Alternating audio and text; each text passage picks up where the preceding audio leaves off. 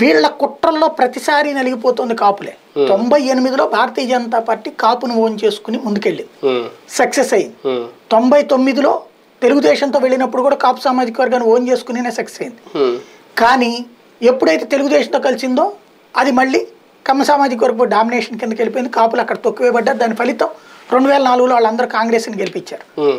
కాంగ్రెస్ పార్టీలో కాపులకు సంబంధించినంతవరకు ప్రయారిటీ ఇస్తారు, కానీ ఒక సొంత పార్టీ లేకుండా పోయింది.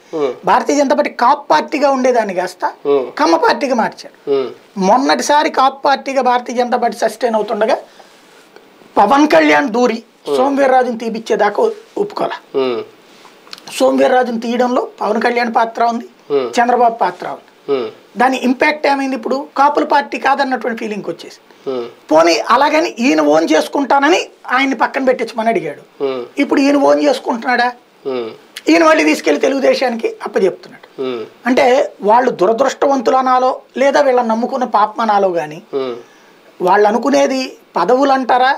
ఎమ్మెల్యేలు బోల్డు, ఎంపీలు బోల్డు, మంత్రులు ఉన్నాయి, అక్కడెక్కడా తక్కువ లేదు వాళ్ళకి.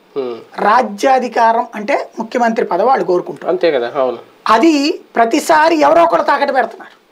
ఈ దఫా పవన్ కళ్యాణ్ కానీ కాపు రిజర్వేషన్ అంశం కూడా లేవనెత్తారు, జగన్ చేయలేకపోయారు అనేది లేఖలో రాశారు.